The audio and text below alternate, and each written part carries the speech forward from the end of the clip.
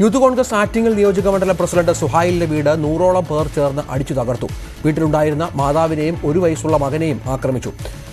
വടിവാൾ ഉൾപ്പെടെ മാരകായുധങ്ങൾ ഉപയോഗിച്ചായിരുന്നു ആക്രമണം. സുഹൈലിന്റെ വീടിന് നേരെ ആക്രമണം ഉണ്ടാകുമെന്ന സംശയത്തെ തുടർന്ന് പോലീസ് ക്യാമ്പ് ചെയ്യുകയായിരുന്നു. രാത്രിയോടെ പോലീസ് മാറിയ സമയത്താണ് സുഹൈലിന്റെ വീടിന് നേരെ ആക്രമണമുണ്ടായത്. തുടർന്ന് സംഘടിച്ചെത്തിയ യൂത്ത് കോൺഗ്രസ് പ്രവർത്തകർ ആറ്റിങ്ങൽ നഗരസഭാംഗം നജാമിന്റെ വീടിന് നേരെയും ആക്രമണം അഴിച്ചുവിട്ടു.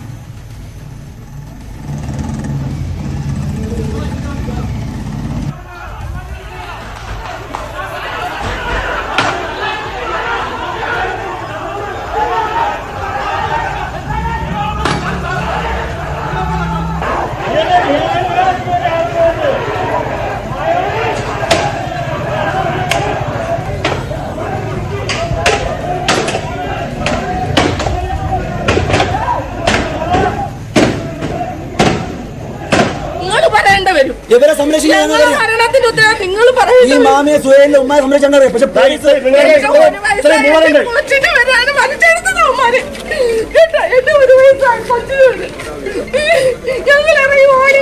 ഇവരെ ഈ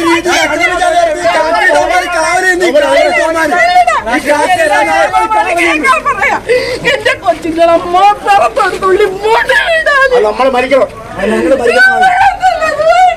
ഞങ്ങൾ മരിക്കണം.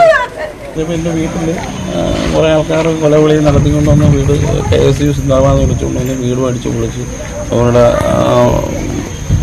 സഹോദരുടെ മോളെ വീടും അടിച്ച് പൊട്ടി, ജ്യേഷ്ഠൻ്റെ മകനെയും അടിച്ച് അവർ വെട്ടോത്തി മാളും ചാത്തിയിട്ടാണ് ഇവിടെ വന്നത്. എന്താണ് വിഷയമെന്ന് എനിക്ക് പിടിയില്ല. ഈ വരുന്നവർക്കാർക്ക് എൻ്റെ വീടും അടയ്ക്കില്ല. വിവരങ്ങളുമായി അഭിലാഷ് ചേരുന്നുണ്ട്. അഭിലാഷ്, ഇന്നലെ രാത്രിയാണ് അക്രമ സംഭവങ്ങൾ തുടർച്ചയായി ഉണ്ടായത്. നവകേരള യാത്രയിലെ സംഘർഷത്തിന്റെ ഭാഗമായിരുന്നു ഇത്. ഇപ്പോൾ സ്ഥിതിഗതികൾ എങ്ങനെയാണ്? ഈ അക്രമത്തിൽ പങ്കെടുത്ത ആരെക്കെങ്കിലെതിരെ കേസുണ്ടോ? പോലീസിന്റെ ക്യാമ്പുണ്ടോ അവിടെ?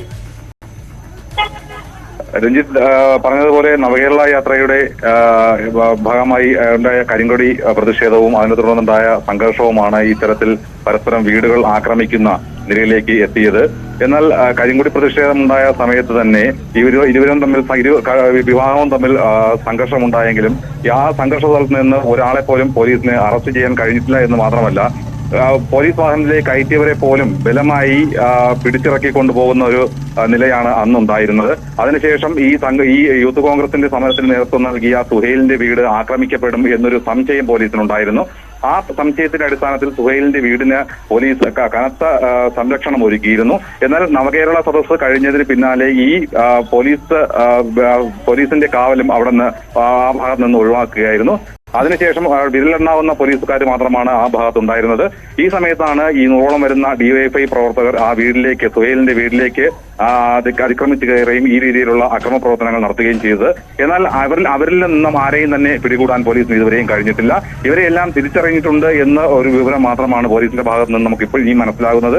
അതിനുശേഷവും ഈ ഇരുവിഭാഗവും ആറ്റിങ്ങൽ ആലങ്കോട് പ്രദേശത്ത് പ്രകടനങ്ങളും പരസ്പരം ഫ്ലെക്സ് നശിപ്പിക്കുന്ന ഉൾപ്പെടെയുള്ള കാര്യങ്ങളും ഈ നഗരസഭാ കൗൺസിലറുടെ വീട് ആക്രമിക്കുന്ന സംഭവങ്ങളും ഉണ്ടായിട്ടും പോലീസ് ഇതിൽ നിന്ന് ഒരാളെ പോലും ഇതുവരെയും അറസ്റ്റ് ചെയ്യാൻ സാധിച്ചിട്ടില്ല. എന്നാൽ സ്ഥലത്ത് ഇന്ന് രാവിലെ മുതൽ കോൺഗ്രസ് ഹർത്താലിന് ആഹ്വാനം ചെയ്തിട്ടുണ്ട്. ഇവിടെ കനത്ത പോലീസ് സുരക്ഷയും പോലീസ് സന്നാഹവും ഈ ഭാഗങ്ങളിലുണ്ട് എന്നല്ലാതെ അത്തരത്തിൽ അറസ്റ്റിലേക്ക് അല്ലെങ്കിൽ ഈ കേസുമായി ബന്ധപ്പെട്ട മറ്റൊരു നിലപാടിലേക്ക് പോലീസ് ഇനിയും എത്തിയിട്ടില്ല എന്നാണ് വാസ്തവം. എന്തായാലും ഇന്ന് ഹർത്താലിനോടനുബന്ധിച്ച് യൂത്ത് കോൺഗ്രസിന്റെ നേതൃത്വത്തിൽ ആറ്റിങ്ങൽ ആലങ്കോട് മേഖലയിൽ പ്രകടനം സംഘടിപ്പിക്കുന്നുണ്ട്. അത് ഉച്ചയോടെ നടക്കുമെന്നാണ് അറിയാൻ കഴിയുന്നത്. അതിനുശേഷം CPM-ന്റെ പ്രതിഷേധ പ്രകടനവും നഗരസഭാ കൗൺസിലറെ ആക്രമിച്ചതിൽ പ്രതിഷേധിച്ചുള്ള വീട് ആക്രമിച്ചതിൽ പ്രതിഷേധിച്ചുള്ള പ്രതിഷേധ പ്രകടനവും നടക്കും.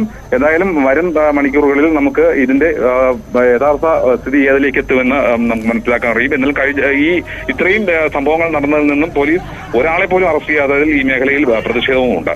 ഈ രണ്ടുപേരും, ഈ വീട് ആക്രമിക്കപ്പെട്ട രണ്ടുപേരും അന്നത്തെ പരസ്പരമുള്ള പോർവിളിയിൽ അക്രമ സംഭവങ്ങളിൽ പങ്കുള്ളവരാണ്, സാന്നിധ്യമുള്ളവരാണ്. രണ്ടുപേരും അവിടുത്തെ പ്രധാനപ്പെട്ട നേതാക്കളുമാണ്. അപ്പോൾ കൂടുതൽ ഇതിലുള്ള അടിയും തിരിച്ചടിയും ഒക്കെ പ്രതീക്ഷിക്കണം. സ്ഥലത്ത് ഇപ്പോഴും സംഘർഷാവസ്ഥയുണ്ടോ അഭിലാഷ്? രഞ്ജിത്ത്, തീർച്ചയായിട്ടും സ്ഥലത്ത് സംഘർഷാവസ്ഥ നിലനിൽക്കുക തന്നെയാണ്. കഴിഞ്ഞ ദിവസം രാത്രി 12 മണി വരെയും ഇരു വിഭാഗത്തിലുമുള്ള നേതാക്കൾ പ്രവർത്തകരും 2 ഭാഗങ്ങളിലായി തമ്പടിച്ചിരുന്നു. എന്നാൽ പോലീസ് ആ സമയത്ത് ഇരു വിഭാഗങ്ങളുമായി പ്രത്യേകം ചർച്ച നടത്തി ഇവരെ തിരിച്ചയക്കുകയായിരുന്നു.